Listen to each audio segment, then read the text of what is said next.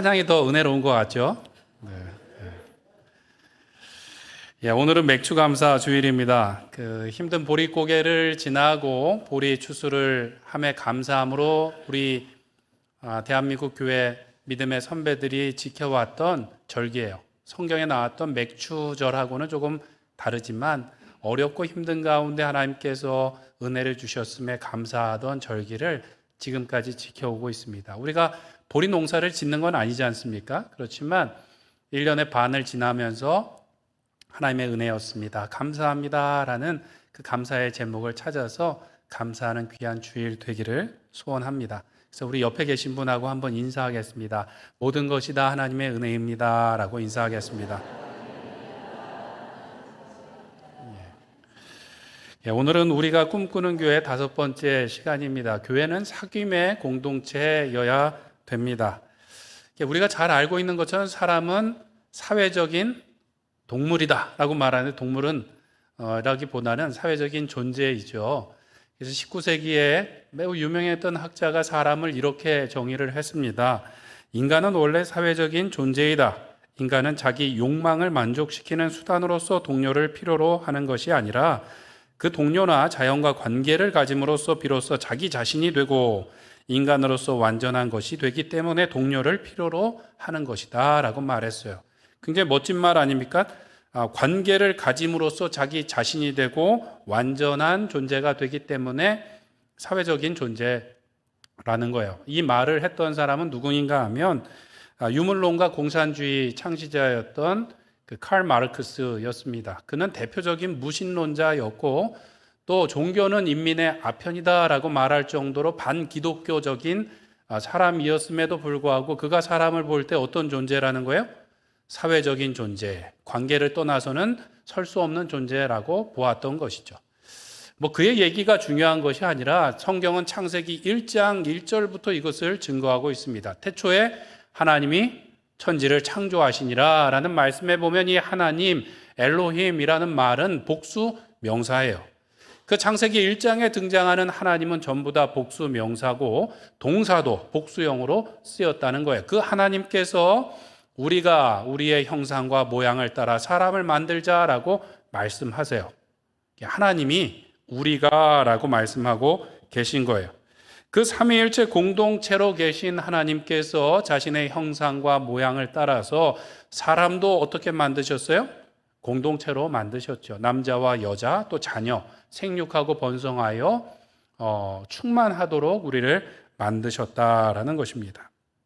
이 삼위일체 놀라운 그 비밀이 이 사귐의 공동체, 교제하는 교회의 비밀이라고 할 수 있겠습니다. 작년 11월에 이동영 교수님이라고 저희 오후 예배 때 오셨는데 삼위일체에 대해서 저에게 말씀을 전해 주셨어요. 가능하면 우리 성도님들이 다 홈페이지에 들어가셔서 찾아보셨으면 좋겠는데, 삼위일체 교리는 세 분이 한 분됨에 대한 교리가 아니라 세 분이 하나됨에 대한 교리입니다. 비슷한 것 같지만 아주 달라요. 세 분이 한 분이 되는 교리가 아니라 세 분이 하나됨. 세 분이 하나 된다는 건 뭐예요? 서로 교제하고 서로 사귀고 공동체로 한 몸처럼 되는 것을 의미하는 것이죠. 오늘 본문에서 그것을 사귐이라는 단어로 표현하고 있습니다.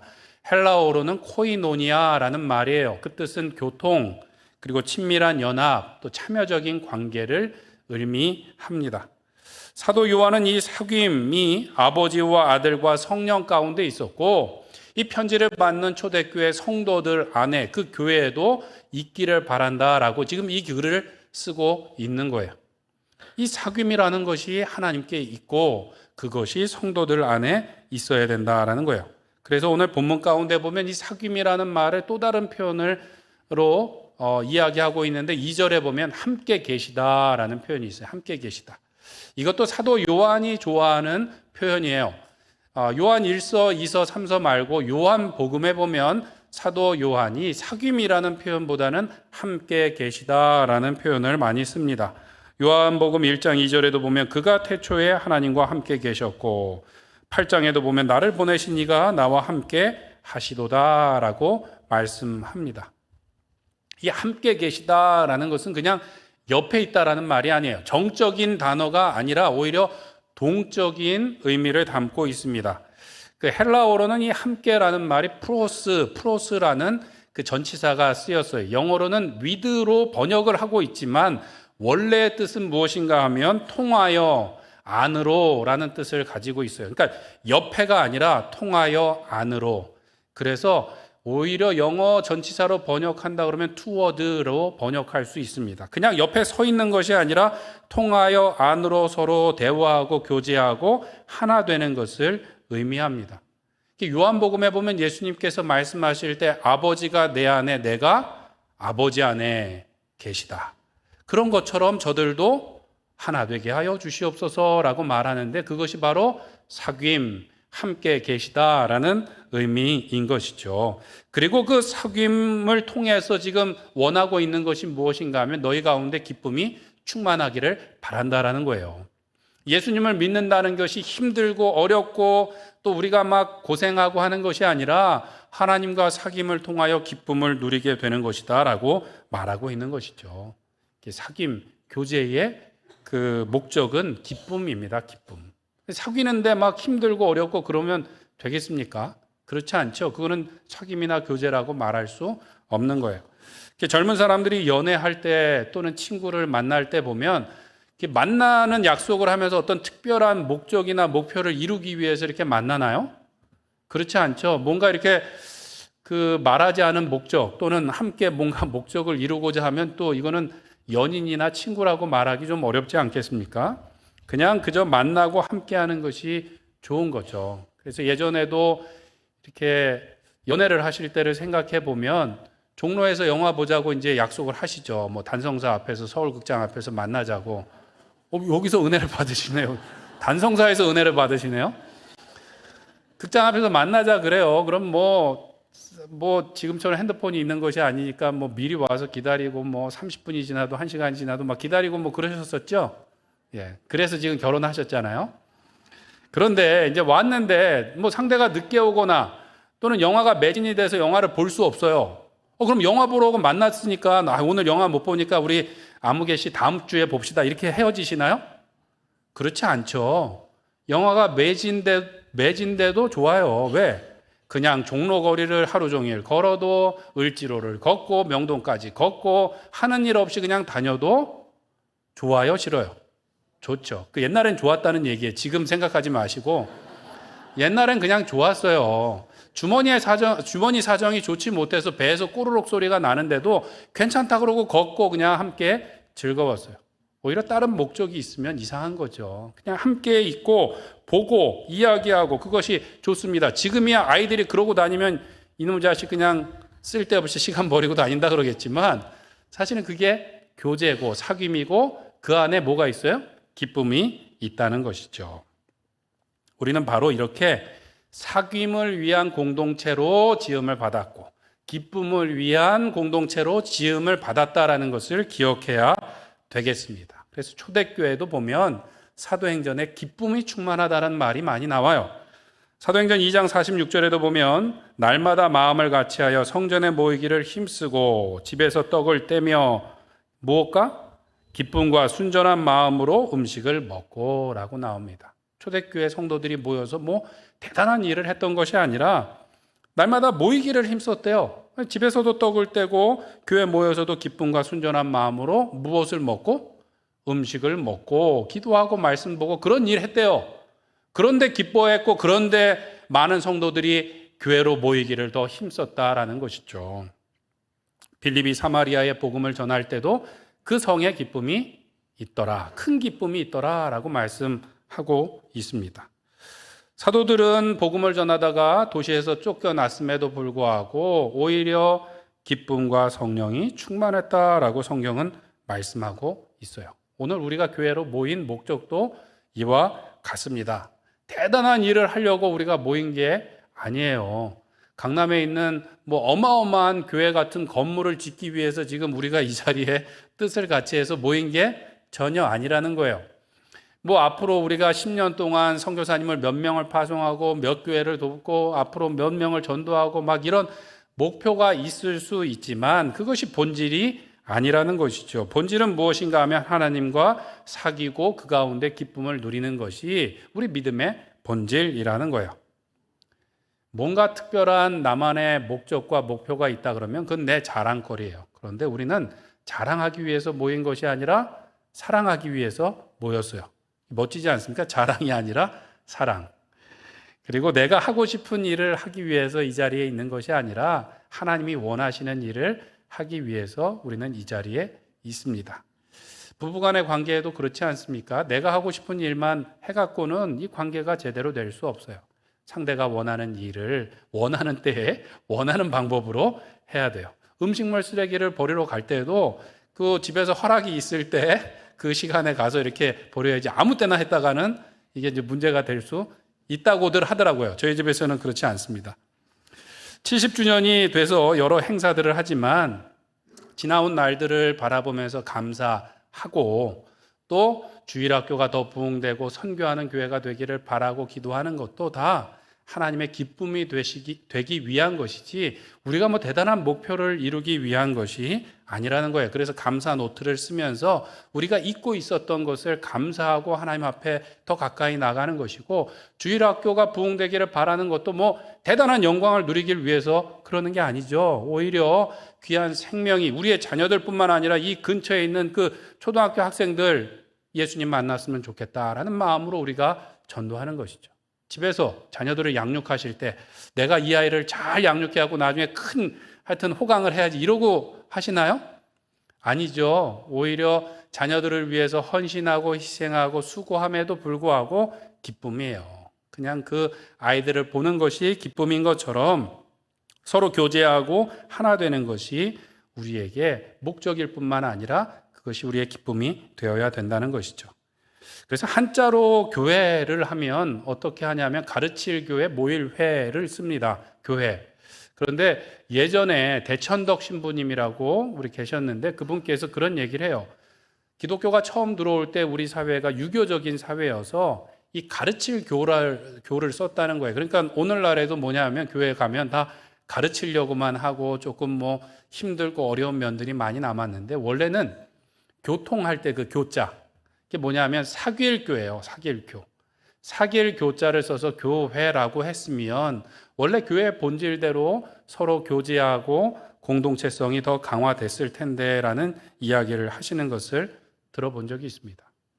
1980년대 또 1990년대보다 지금 우리는 살기가 더 좋아졌나요? 나빠졌나요? 살기가 좋아졌죠. 물질에 있어서도 넉넉해졌고 사실 물질에 넉넉하다라는 것은 일하는 시간도 더 줄어들었는데 이상하게 시간이나 물질의 여유가 없을 때가 있어요. 특히 교회에서 모이자고 하면 더 바쁘신 것 같아요. 예배하고 기도하는 그 시간도 줄어들었고요. 이제는 교회에서 뭔가 만나자고 하면 그렇게 절차도 많고 계획도 많고 조건도 많고 핑계도 많고 하는 것을 보게 됩니다. 예전에 새생명 축제를 한다고 막 전도 집회를 하면 연예인을 데려다가 이제 간증도 하고 그러면 그 연예인을 구경하기 위해서라도 교회를 왔는데 요즘에는 그러지 않더라고요. 전에 리키 김 선교사님이라고 TV에 나오는 사람을 불러왔는데도 구경하러도 안 오시더라고요. 그래서 마치 교회에서 뭔가 모임을 계획할 때는 언제 어디서 무엇을 어떻게 그래서 어떤 것을 목적으로 합니까? 라고 마치 요청하는 것처럼 마치 내 인생을 한 번의 강의로 바꿔줄 만한 대단한 강사를 모셔오지 않으면 얘기하지 말라고 하는 것처럼 내 시간과 또 물질을 아끼는 것처럼 보일 때가 있어요. 평소에도 그렇게 시간을 하여튼 잘 관리하시면서 쓰시죠.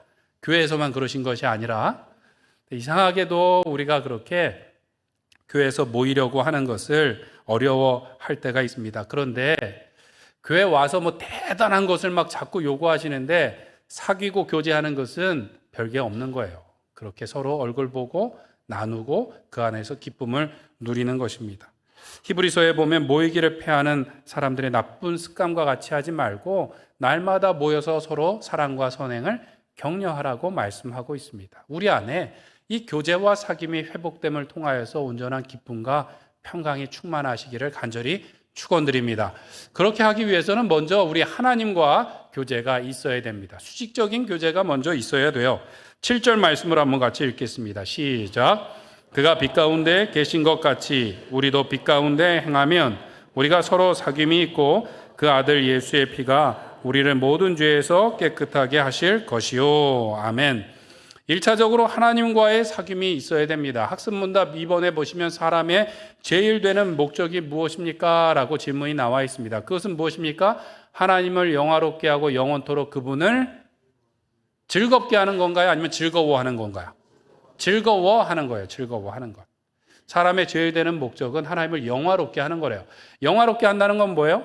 마치 연애할 때 당신이 최고로 예쁩니다, 잘생겼습니다, 최고입니다 라고 말하는 것처럼 하나님께 그렇게 찬양하는 것이고, 하나님을 즐겁게 하기 위해서 우리가 애쓰는 것이 아니라 하나님을 즐거워하는 것, 그것이 인생의 제일 되는 목적이라는 거예요. 그게 다른 말로 하면 뭐예요? 사귐이고 교제인 것이죠. 하나님은 우리를 그렇게 부르셨다라는 거예요.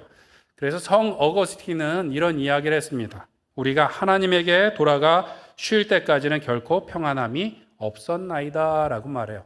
오직 하나님께 가까이 갈 때 우리는 참 평강과 기쁨을 누릴 수 있다라는 것이죠. 마틴 부버라는 신학자도 무슨 얘기를 했냐면, 나와 너라는 책에서 절대적인 타자, 당신이라는 그 하나님을 만날 때 내가 누군지를 깨닫게 되고 내가 다른 사람들을 사랑하며 섬길 수 있게 된다라는 이야기를 했습니다. 하나님께서는 우리를 이렇게 관계 가운데 기쁨의 존재로 만드셨는데 그 교제가 깨어졌어요. 우리가 다 누리고 있지 못합니다. 그 이유는 무엇인가 하면 바로 죄 때문이라는 것이죠. 죄 때문에. 하나님께서는 우리와 그렇게 교제하며 기쁨을 누리게 만드셨는데 오늘날 우리가 그렇게 기쁘지 않은 것, 오늘날 우리가 그렇게 관계가 다 좋지 못한 것은 죄 때문이라는 것입니다. 죄를 지은 아담과 하와는 하나님의 음성이 들릴 때 어떻게 했나요? 두려워서 숨었죠. 그냥 하나님께서 아담아라고 부르기만 하셨는데도 두려워서 숨었어요. 또 죄를 지은 인간은 사람과 사람의 관계도 깨어졌습니다. 아담은 하와를 처음 볼 때 당신이 최고입니다라고 노래하면서 하와를 맞이했는데, 죄를 짓고 났더니 뭐라 그러냐 하면 서로 다름이 부끄러움이 되어서 자꾸 가리려고 하고 감추려고 하게 됐고, 죄에 대해서 하나님께서 물으실 때 저 사람 때문입니다 라고 핑계하고 원망하게 되었습니다. 때문에 이 죄 때문에 우리가 하나님께 가까이 나갈 수가 없게 된 것이죠. 오늘 본문에서는 어두움이라는 단어로 표현하고 있기도 합니다. 하나님은 빛이시고 빛 가운데 행하면 우리가 그 하나님과 사귐이 있다고 말씀하고 있어요. 하나님과 어떻게 사귈 수 있는가? 이 죄와 어두움이 없어야 된다는 것이죠. 그런데 사람에게 죄가 없을 수 있나요? 없을 수 없지요. 없다고 하면 거짓말하는 자다라고 오늘 성경이 말하고 있어요. 오히려 우리가 죄인인 것을 주님 앞에 고백하면 예수 그리스도의 보혈을 통하여서 미쁘시고 의로우신 하나님께서 우리를 용서해 주신다라고 말씀하고 있습니다. 우리가 자백하기만 하면 하나님께서 우리를 가까이 불러주시고 만나주시고 사귀어 주시고 우리 가운데 빛을 주시고 기쁨을 주신다라고 말씀하고 있는 거예요. 저는 지금까지 모태신앙으로 교회에서 자라면서 한 번도 성경학교 수련회를 빼먹은 적이 없어요. 그거는 거의 삶을 포기하는 것과 같은 집에서 자랐습니다. 그러고 끝난 것이 아니라 제가 이제 신학대학을 가고 나서는 제가 이제 수련회를 인도하고 해야 되는 일들이 있었어요. 근데 가면 제일 힘든 게 뭐냐 하면 낮에 이제 뭐 자기만 아는 죄를 쓰라 그래갖고 쪽지에다 쓰고 십자가에다 못을 박기도 하고 풍선에 달아서 날리기도 하고 태우기도 하고 다 했는데, 그 저녁에 이제 기도회 하면서 찬송 되게 길게 하고 설교 길게 하고 그 다음에 이제 기도를 시키는데 무슨 기도를 시킬까요? 이제 회개 기도하라고. 회개를 해야 주님 앞에 나간다고 이제 기도를 하는데 웬만해 갖고는 다음 순서로 안 넘어가요. 하여튼 몇 명이 울고불고 해야 그 다음에 이제 회개가 다 됐다고 넘어가는 그런 경험을 지금까지 해서 저는 앞으로 내가 사역하면 저러지 말아야지 그랬는데, 하다 보니까 어떻게 해요? 본대로 하는 거죠, 본대로. 근데 뭐 억지로 하지는 않습니다. 억지로 하지는 않는데, 사역을 하면 할수록 또 제가 기도를 하면서 제 신앙생활을 하면 할수록 하나님께서 원하시는 것이 그 정결함이라는 생각을 더 많이 하게 돼요. 대단한 것을 원하시는 것이 아니라 정결함을 원하시는 거예요. 때로 우리가 신령한 은사를 주세요라고 너무 사모하기도 하고, 때로는 하나님 복을 좀 주세요라고 기도하기도 하고, 뭔가 간절히 기도하는데 하나님께서는 우리로 준비되라고 말씀하세요. 깨끗한 그릇으로 준비되라고 말씀하실 때가 있다는 것이죠. 하나님의 임재 연습이라는 책에서 보면 로렌스 수도사라는 사람도 비슷한 얘기를 합니다.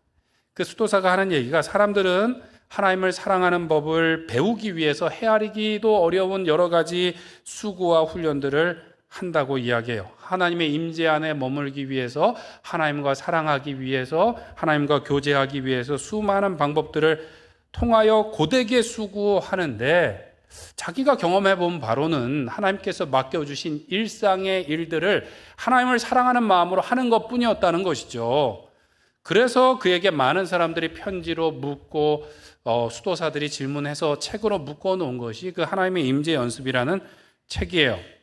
그런데 이 로렌스 수도사가 한 가지 더 비결을 이야기합니다. 그것은 무엇인가 하면 죄의 고백이에요. 그의 책에 보면 이런 이야기가 나옵니다. 저는 30년이 넘는 지난 세월 동안 제 영혼이 하나님과 같이 있었다고 확신합니다. 하나님의 임재 가운데 하나님과 사귀면서 날마다 지냈는데, 그러나 하나님은 나의 왕이신데도 저는 그분 앞에서 온갖 죄를 다 저질렀습니다. 그분께 죄를 구하며 용서를 구함으로써 저는 그분께서 친히 기뻐하시는 모든 것을 다 행하시도록 저 자신을 그분의 손에 다시 올려놓습니다. 그리고 하는 말이 이렇습니다. 주님께서는 우리가 더욱 주님을 닮도록 하시기 위해서 우리를 깨끗게 하시고 또 낮추실 것입니다. 이런 깨끗게 하심의 과정을 통과하는 동안 우리는 점점 더 하나님 곁으로 가까이 다가갈 것입니다. 라고 말을 합니다. 하나님과 친밀한 교제를 누리는 방법이 뭐라고요? 회개하면서 내 죄를 주님 앞에 고하고 나가면 주님께서 점점 더 우리를 깨끗게 하시고, 점점 더 예수님을 닮게 하시고, 점점 더 주님 곁으로 우리를 불러주신다라는 것이죠. 날마다 우리가 우리의 부끄러움과 부족한 죄들을 고백하고 자백하며 나갈 때 주님께서 우리를 더 가까이 만나 주실 줄 믿습니다. 교회 안에서도 우리의 죄를 자백하고 나갈 때 교회는 더욱더 힘있게 주의 복음을 선포하며 부흥케 될 줄로 믿습니다. 하나님과 공동체 앞에 부끄러운 죄를 자백하는 것은 결코 연약함이 아니라 오히려 예수 그리스도의 보혈의 능력을 선포하는 힘있는 행위라는 것을 기억해야 돼요. 우리가 공동체 앞에 죄를 고백할 때 사단이 더 이상 우리를 정죄하지 못하고 우리를 흔들지 못합니다. 오히려 회개했는데도 불구하고 죄책감이 계속 남아있는 이유는 뭘까요? 제대로 회개하지 못한 것일 수도 있지만 죄에서 돌아서지 않았기 때문에, 또 다시 그 죄로 돌아가기 때문에요. 왜 그럴까요? 죄를 짓고 하나님하고만 은밀하게 얘기를 한 거예요. 그럼 숨겨져 있는 죄가 어떻게 해요? 언젠가 다시 싹이 나고 꽃이 피고 열매 맺기가 쉬워요. 그러나 공동체 안에서 고백하고 나면 그것이 내 구역 식구들에게 비방거리가 되는 것이 아니라 뭐가 될까요?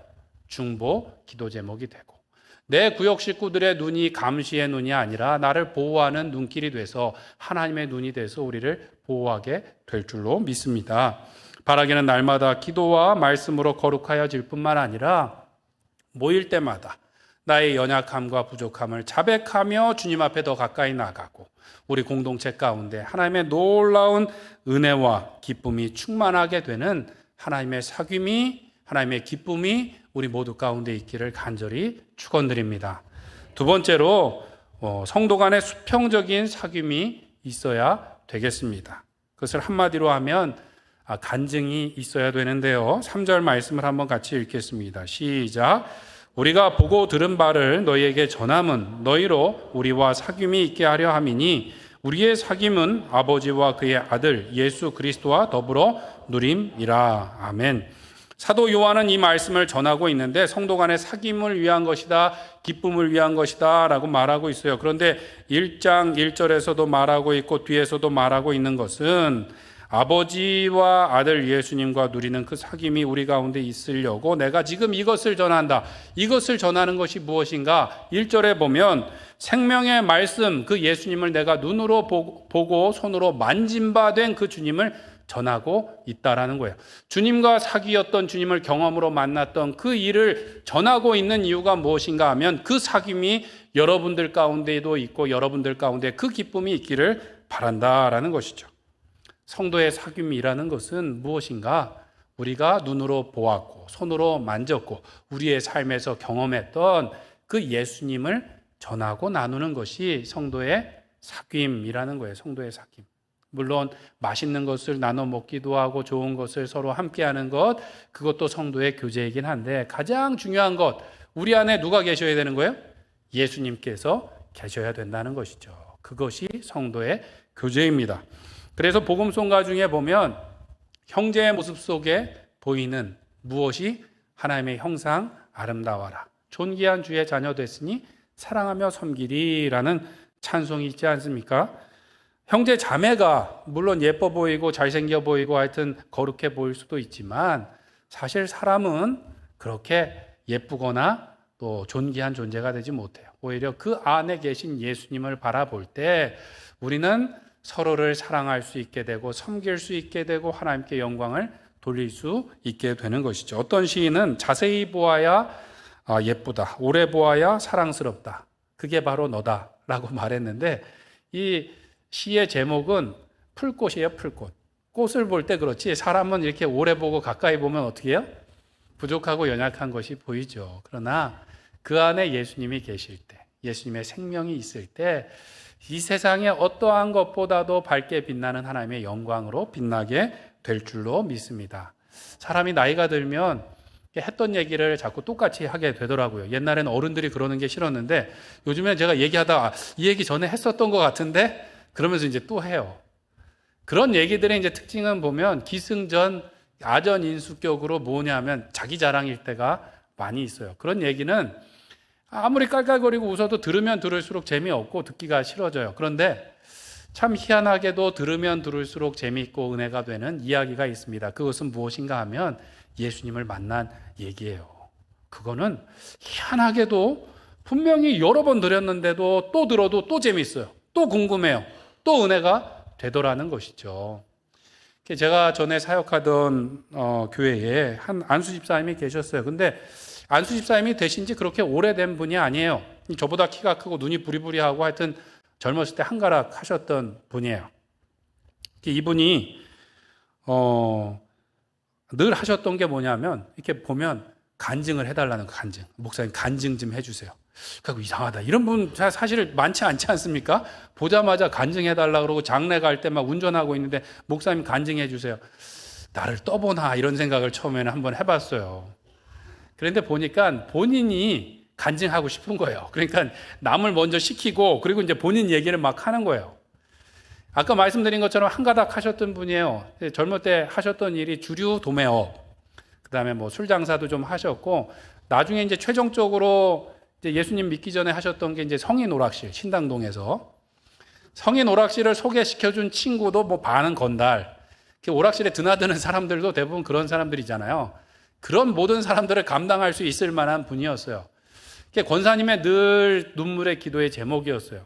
권사님 새벽마다 오셔갖고 눈물로 기도하는데 이분은 그러고 살다가 퇴근하시면 교회를 들려요. 언제? 이른 새벽에 성인 오락실이 끝나고 이른 새벽에 교회에 술 한잔하고 들려갖고 내 마누라가 맨날 기도하는데 왜 돈 많이 안 벌게 해주냐고 이제 주사를 하고 집으로 퇴근을 하고 이런 분이었어요.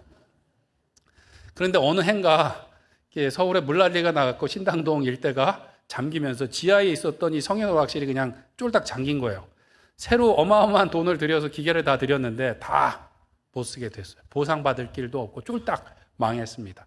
그래서 어떻게 했는가? 천부의 의지 없어서 뭐 손들고 그 부인 권사님 따라서 교회에 왔죠. 근데 놀랍게도 일주일 만에 예수님을 만나고 담배가 끊어지고 술이 끊어지고 그러고 봉사하면서 이제 막 봉사를 막 시작하고 그러다가 안수 집사님이 되고 전체 교회 새가족 팀장이 되고 그러면서도 이제 같은 그 이웃에 살던 분들이 나도 처음엔 저렇게 뜨거웠었어 또 뭐 이건 아직 진짜가 아닐 수 있어 그러는데 한결같이 그분이 그렇게 뜨겁게 신앙생활을 하면서 또 정말 변하지 않을 것 같은 남자 성도님들을 끌어안고 데리고 다니면서 변화시키는 것을 경험했습니다. 그 능력이 어디에 있는가?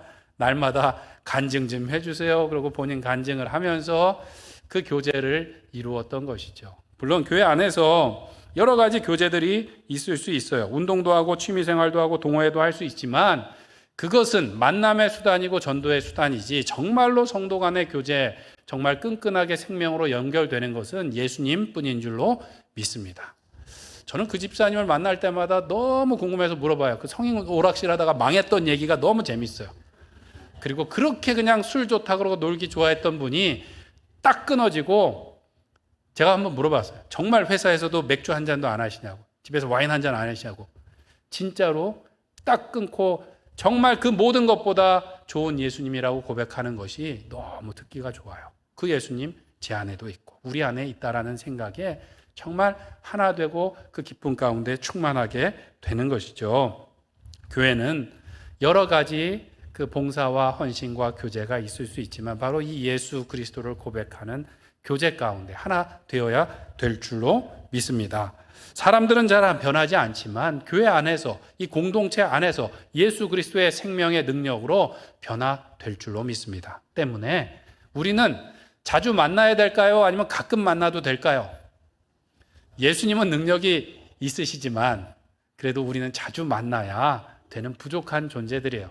구역장님들께 여쭤봤더니 한 달에 2번 만나는 구역도 많지 않고 1번 만나는 구역들도 있는데 이게 사실은 자주 만나야 돼요. 자주 만나서 말씀 보고 기도하고 서로를 격려하고 함께 안아주고 기도하면서 우리가 하나님의 사귐이 우리의 사귐이 되고 하나님의 기쁨이 우리 가운데 있게 될 줄로 믿습니다. 이렇게 함께 한다라는 것, 교제한다라는 것 쉽지는 않습니다. 뭔가 나를 내려놓고 함께 해야 되는 거예요. 사진을 보시면요, 그 멋진 교회가 있는데 트래비스 애베뉴 처치라고 제가 유학을 처음 가서 한 거의 1년 동안 다녔던 교회. 그 다음 사진에 보시면 저 안에도 저렇게 생겼어요. 마치 미국 헐리우드 영화에서 보는 것 같은 교회 사람들이 있고 그렇게 아주 멋있는 예배를 드리고 성도님들도 친절했고 할아버지 할머니들이 붙잡고 애기 예쁘다 그러고 한국에서 왔냐 6.25 때 나도 갔었다 뭐 이런 얘기하면서 있었는데 너무 좋은 예배였어요. 그렇게 지냈는데 돌아보고 나면 그 시절의 제 신앙은 그렇게 잘하지 못했어요. 그렇게 기쁨이 충만하지 못했어요. 왜냐하면 영어로 하시는 설교를 제가 다 못 알아들었기 때문은 아니고요. 오히려 그 안에 공동체 안에서 교제가 없었기 때문이죠. 교제가 없었기 때문에 오히려 우리가 어렵고 힘들더라도 함께 자주 만나고 그 안에서 서로를 섬기며 맞춰 나갈 때 하나님의 놀라운 기쁨과 변화의 능력이 드러나게 될 줄로 믿습니다. 바라기는 등록 안 하고 다니시는 분들 등록하시고 한 몸이 되셔야 되고요. 또 교회를 나오시지만 구역에 참여 안 하시는 분들 분명히 구역에 참석하셔야 됩니다. 저는 20년도 더 전에 제가 사역할 때 가르쳤던 중등부 학생들이 이제 30대 후반 40대가 됐어요. 전화해서 교회 나가야 된다. 그리고 교회 나가는 것이 아니라 소그룹에 나가야 된다라고 지금도 이야기합니다. 그 가운데 성도의 교제 가운데 그 가운데 능력이 있고 기쁨이 있는 줄 믿습니다. 바라기는 이제 코로나가 끝났어요. 그래서 모이기에 힘쓰며 구역 예배에 힘쓰므로 우리 가운데 이 예수님 믿는 것이 참 기쁨이 되고 평강이 되고 능력이 되는 우리 로뎀교회 모든 성도님들 되시길 간절히 축원드립니다. 기도하시겠습니다. 우리 기도하실 때 하나님